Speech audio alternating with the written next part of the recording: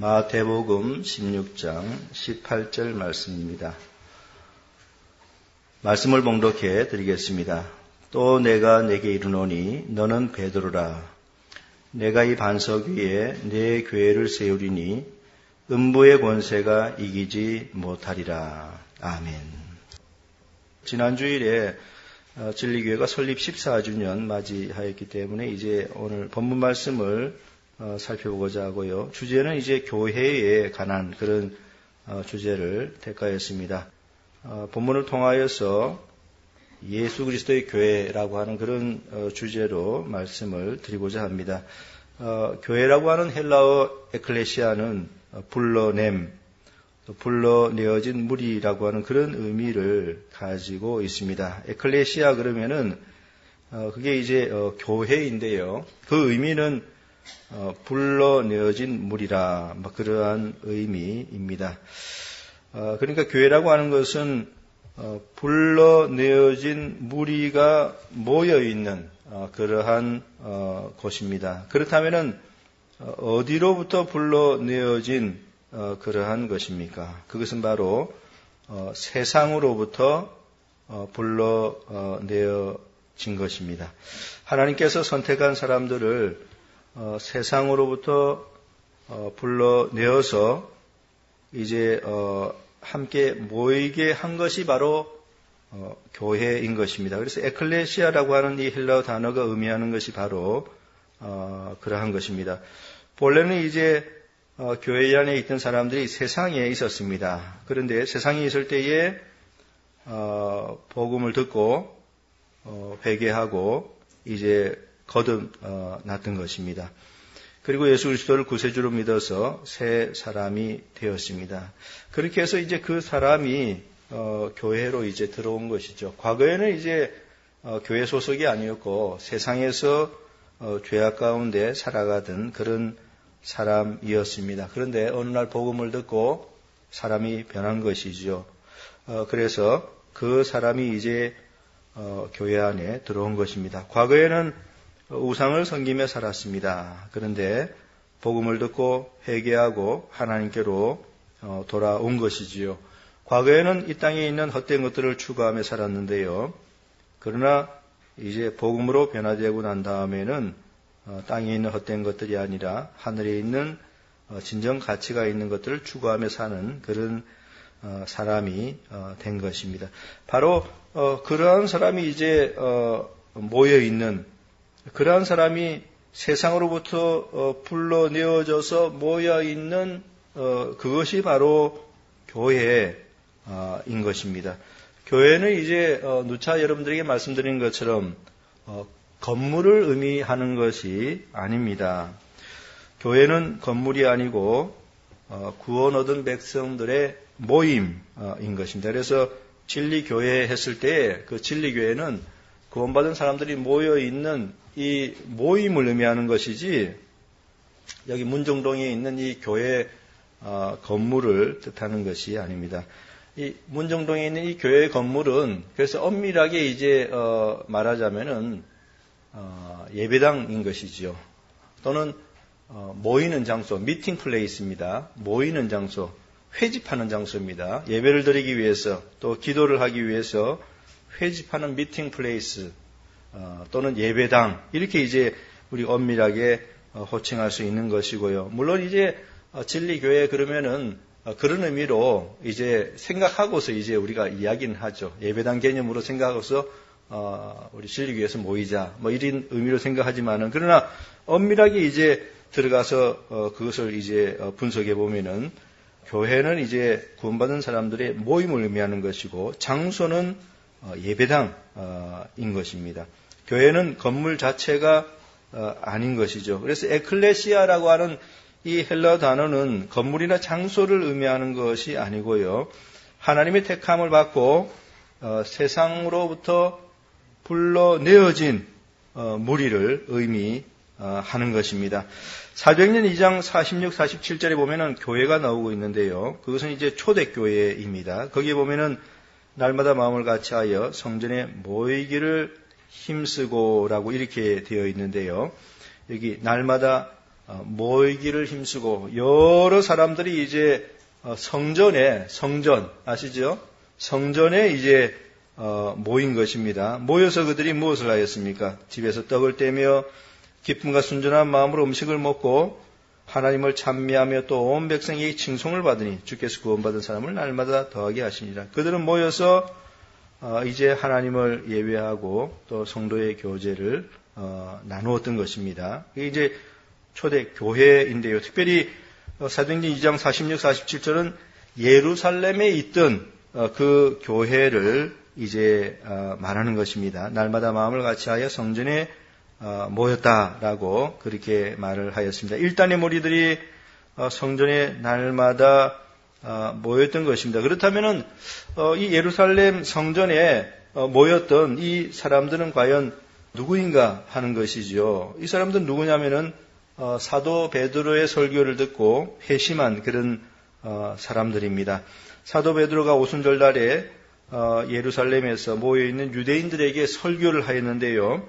그때 일시에 3,000명이 동시에 회개를 하였습니다. 그래서 그 사람들이 이제 교회로 들어오게 된 것이죠. 그 사람들이 이제 함께 모여서 사도의 가르침도 받고 서로 교제하였는데요.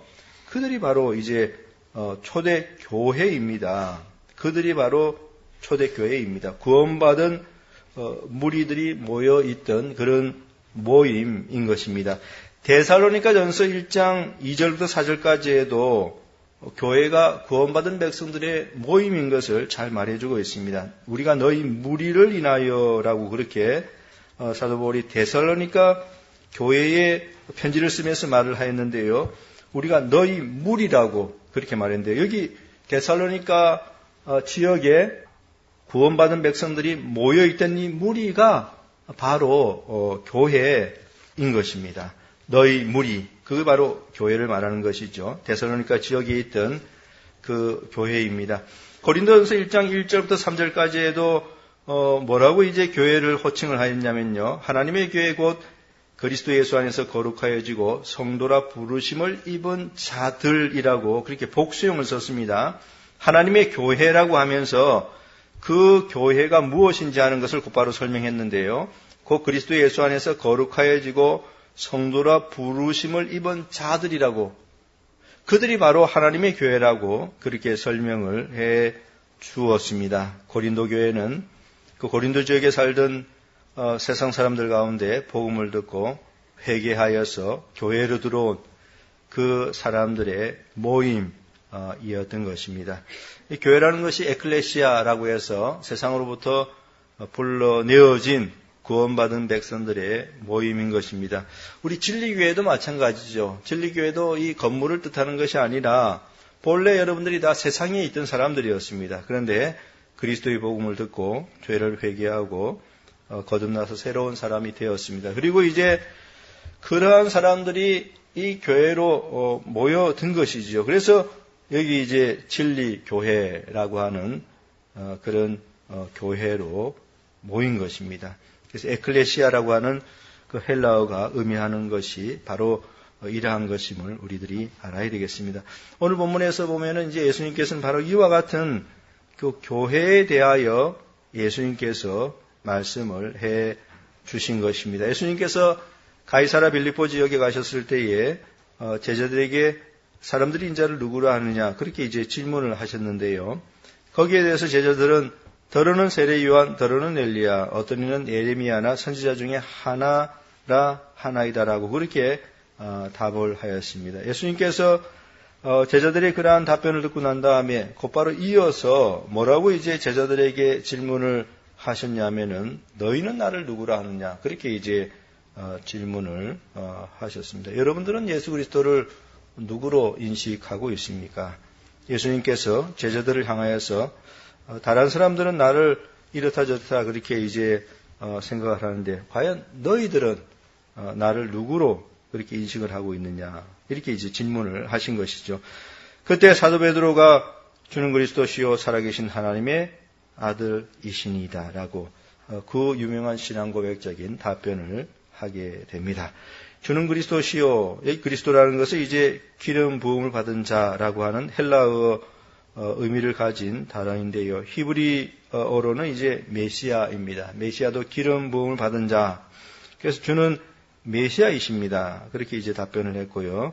뿐만 아니라 살아계신 하나님의 아들이십니다. 라고 그렇게 말을 했습니다. 살아계신 하나님의 아들이 메시아로 오신 바로 그분이시라고 그렇게 답을 한 것이지요. 이것은 사도 베드로의 예수님을 향한 신앙 고백의 그런 말이었던 것입니다. 예수님께서는 사도 베드로의 그 말을 듣고 난 다음에 오늘 본문의 말씀을 하신 것이죠. 너는 베드로라. 내가 이 반석 위에 내 교회를 세우리니 음부의 권세가 이기지 못하리라. 예수님께서 베드로의 신앙 고백을 이제 듣고 난 다음에 하신 교회와 관련된 그러한 진리의 말씀이신 것입니다. 사도 베드로의 그러한 신앙 고백 위에 교회를 세우시겠다. 그렇게 이제 예수님께서 말씀을 하신 것입니다.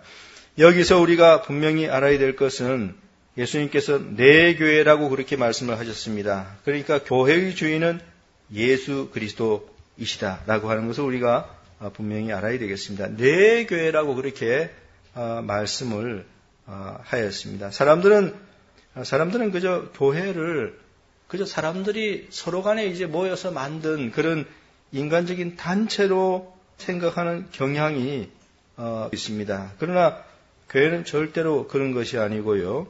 내 교회라고 마이 처치라고 예수님께서 그렇게 말씀을 하셨습니다. 이것은 교회는 신적 기원을 가진 그런 단체인 것을 말씀해 주신 것입니다. 이 세상에서 교회는 아주 독특한 그러한 단체입니다. 교회는 사람이 만든 것이 아니고요. 예수님께서 내 교회라고 말씀하신 것을 보면은 그 기원이 주님인 것을 우리가 분명히 알아야 되겠습니다. 내 교회라고 하였기 때문에 교회의 소유권이 누구에게 있는지 하는 것을 분명히 예수님께서 이제 우리들에게 알려주신 것입니다. 요한복음 21장에 보면은 예수님은 사도 베드로에게 세 번이나 질문을 하십니다. 첫 번째 질문은 요한의 아들 시몬아, 내가 이 사람들보다 나를 더 사랑하느냐라는 것이었고요. 두 번째는 요한의 아들 시몬아, 내가 나를 사랑하느냐라는 것이었고, 세 번째는 이제 요한의 아들 시몬아, 내가 나를 사랑하느냐, 이렇게 이제 말씀을 하셨습니다. 이렇게 세 번씩이나 예수님께서는 베드로에게 나를 사랑하느냐라고 그렇게 물으셨는데요. 그러시면서 세 번에 걸쳐서 내 어린 양을 먹이라, 내 양을 치라, 내 양을 먹이라, 그렇게 이제 말씀을 하셨습니다. 여기서 우리가 주목해 보아야 될 것은 그 내 어린 양, 내 양, 이거 다 이제 성도들을 의미하는 것이죠. 근데 예수님께서 너의 어린 양, 너의 양, 그렇게 이제 말씀하시지 않고 내 어린 양이라고 이렇게 말씀을 하셨습니다. 이것은 교회에 있는 성도들이 모두가 다 주님의 양떼인 것을 우리들에게 가르쳐주는 그런 말씀인 것입니다. 그러니까 교회도 주님의 교회예요. 교회에 있는 성도들도 다 주님의 소유인 것을 그렇게 가르쳐 주시는 것이죠. 오늘 본문에서 예수님은 내 교회라고 이렇게 부르고 계십니다. 이것은 교회가 사람들의 소유가 아니고 사람들이 만들어낸 것이 아니고 주님께서 만든 것이고 주님의 소유인 것을 보여주는 것입니다. 교회는 사도들의 소유가 아닙니다. 또 목회자의 소유도 아니고 또 직분자들이나 성도들의 소유도 아닙니다. 교회는 바로 주님의 소유인 것입니다.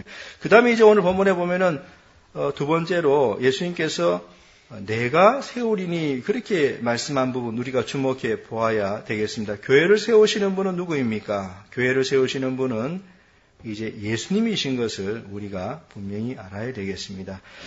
교회를 세우시는 분은 예수님이십니다. 내가 내 교회를 세우리니 그렇게 분명히 말씀을 하셨습니다. 교회의 기초는 예수 그리스도이십니다. 기초가 없이는 건물을 세우지 못하죠. 건물을 세울 때에 가장 중요한 것은 기초입니다. 기초를 든든히 놓아야지 그 위에 건물도 튼튼하게 세워지게 되는 것입니다. 그래서 가장 중요한 것은 기초입니다. 성경에 보면은 교회의 기초는 예수 그리스도이시다. 그렇게 말을 하고 있습니다. 고린도전서 3장 11절에 이 닦아둔 것 외에 능히 다른 터를 닦아둘 자가 없으니 이 터는 곧 예수 그리스도라. 그렇게 말씀을 하셨습니다. 그러니까 예수님께서는 예수님 자신의 기초 위에 이제 교회를 세우신다. 그렇게 말씀을 하셨습니다.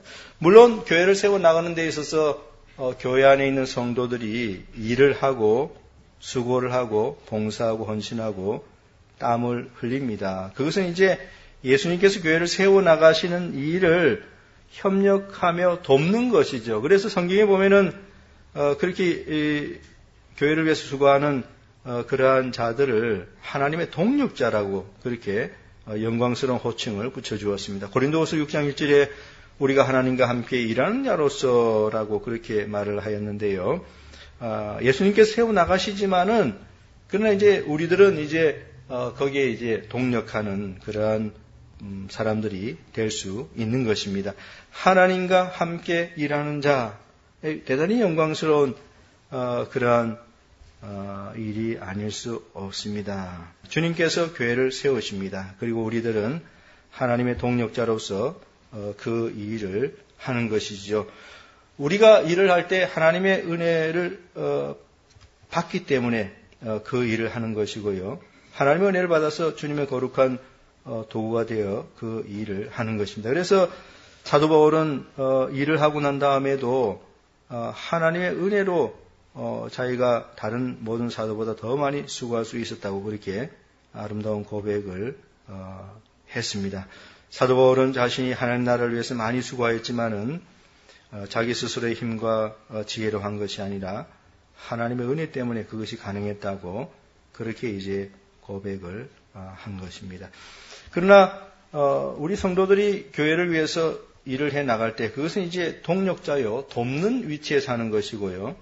교회를 세워나가는 주체는 누구신가 하면은 바로 예수 그리스도이십니다. 오늘 본문에 보니까 예수님께서는 내 교회를 세우리니 그렇게 분명히 예수님께서 교회를 세우는 주체가 되신다는 사실을 밝히셨습니다.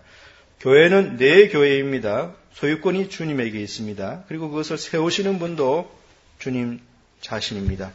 오늘 본문을 통해서 마지막으로 한 가지 더 여러분들에게 말씀드리고자 하는 것은 교회의 소유권이 주님에게 있고 또 교회를 세우시는 건축자는 바로 주님 자신이기 때문에 그렇게 세워진 교회는 대단히 안전하다라는 그 진리인 것입니다. 오늘 본문에 보니까 내가 이 반석 위에 내 교회를 세우리니 음부의 권세가 이기지 못하리라 그렇게 말씀을 하셨습니다. 주님께서 세우신 교회이기 때문에 절대로 음부의 권세가 이기지 못한다 그렇게 말씀을 하신 것입니다. 예수님께서 세우신 교회는 절대로 망하지 않지요. 망하는 법이 없습니다. 교회는 멸망을 당하지 않습니다. 왜냐하면 예수님의 소유이고 또 예수님께서 아주 튼튼하게 건축한 그러한 하나님의 교회이기 때문에 절대로 망하는 법이 없습니다. 인간이 만든 단체라면 얼마든지 망할 수 있지요. 그러나 교회는 그 기원이 신적이기 때문에 다시 말하면 교회의 소유권이 주님에게 있기 때문에 안전한 것입니다. 그래서 교회는 과거에도 안전하였고 현재도 안전하고요. 또 미래도 아주 희망적입니다. 미래도 안전합니다. 교회는 절대로 쇠퇴하는 법이나 망하는 법이 없습니다. 예수님의 교회인데 어떻게 망할 수 있겠습니까? 예수님께서 그 기초를 친히 자신으로 놓으시고 그 위에 교회를 세워나가는 것인데 어떻게 그러한 주님의 교회가 무너질 수 있겠습니까? 그것은 불가능한 것입니다. 주님의 소유이기 때문에 교회는 음부의 권세가 결단코 이기지 못할 것이라고 이렇게 예수님께서 분명히 말씀을 해 주셨습니다. 그래서 사단이 아무리 맹렬하게 교회를 공격해도 교회는 결단코 무너지는 법이 없습니다.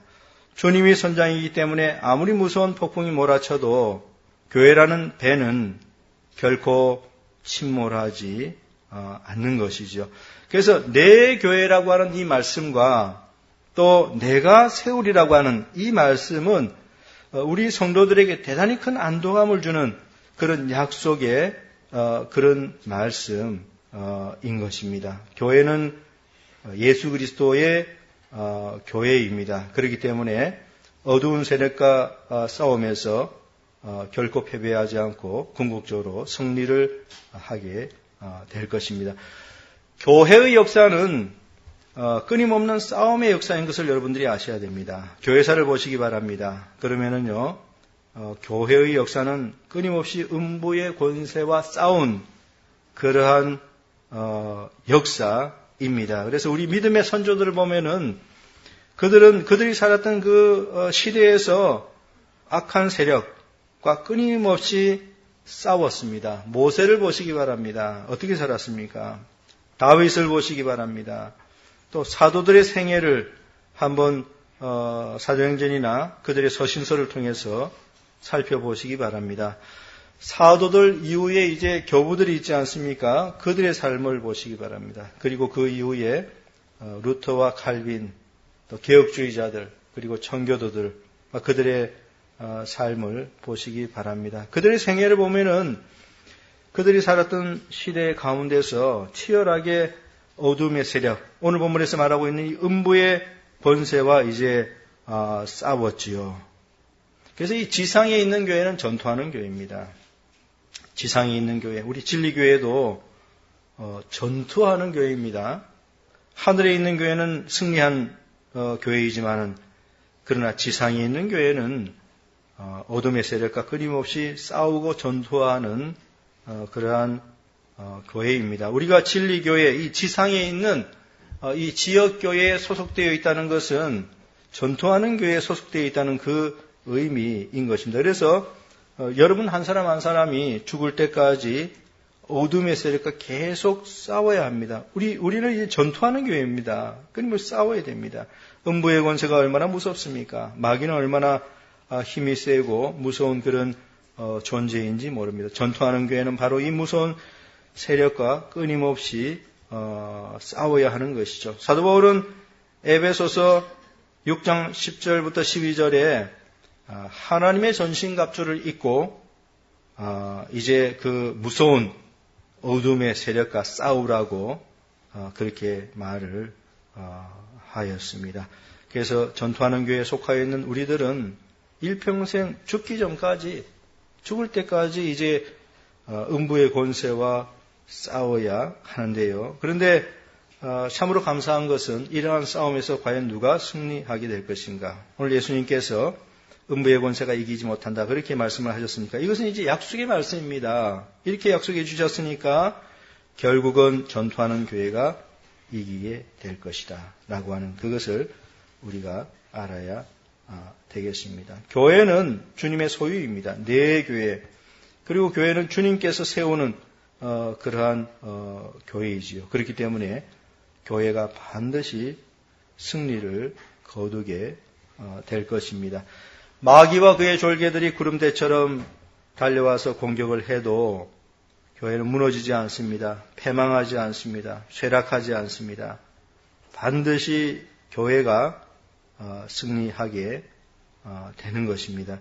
그래서 하늘에 이제 승리하는 교회가 있다는 사실은 전투하는 교회에 속해 있는 성도들이 궁극적으로 승리할 것을 보여주는 것이 아니고 또 무엇이겠습니까? 그러니까 전투하는 교회에 속하여서 부지런히 열심히 이제 전투하다가 죽어서 하늘에 있는 승리하는 그 교회로 이제 들어가게 되는 것입니다. 그렇기 때문에 지상에 있는 교회는 궁극적으로 반드시 승리하게 되는 것입니다. 오늘 본문에서 예수님께서는 사도 베드로의 위대한 신앙 고백을 듣고 너는 베드로라, 내가 이 반석 위에 내 교회를 세우리니 음부의 권세가 이기지 못하리라 라고 그렇게 약속의 말씀을 해 주셨습니다. 이제 말씀을 맺도록 하겠습니다. 지난 주일 우리 진리교회는 설립제 14주년 맞이하였죠. 오늘날까지 진리교회를 든든하게 세워주신 하나님께 우리가 크게 감사를 드립니다. 그러면서 우리들이 이 즈음에 이제 반드시 잊지 말아야 될 것은 교회가 주님의 소유이시고 또 교회를 건축해 나가는 주체가 예수님이시라는 사실을 우리가 분명히 알아야 되겠습니다. 교회의 미래는 대단히 희망적인 것입니다. 왜냐하면 음부의 권세가 결단코 이기지 못할 것이라고 그렇게 주님께서 약속을 해 주셨기 때문입니다. 예수님께서 소유이시고 예수님께서 기초가 되시고 예수님께서 세우시는 그 교회의 미래는 대단히 희망적입니다. 음부의 권세가 결코 이기지 못하고요. 궁극적으로 교회가 승리하게 되는 것입니다. 지금까지 진리교회를 인도해 주신 하나님께 감사를 드리고 또 앞으로도 계속 하나님께서 인도해 주시기를 우리가 간절히 기도하고 또 간구해야 되겠습니다. 뿐만 아니라 이 교회를 위해서 더욱더 힘쓰고 수고하고 땀 흘려 봉사해야 되겠습니다. 하나님의 동력자가 되어서 하나님의 교회를 위하여 일하는 것은 가장 고귀하고 보람된 그런 일이라는 사실을 여러분 모두가 분명히 알아야 되겠습니다.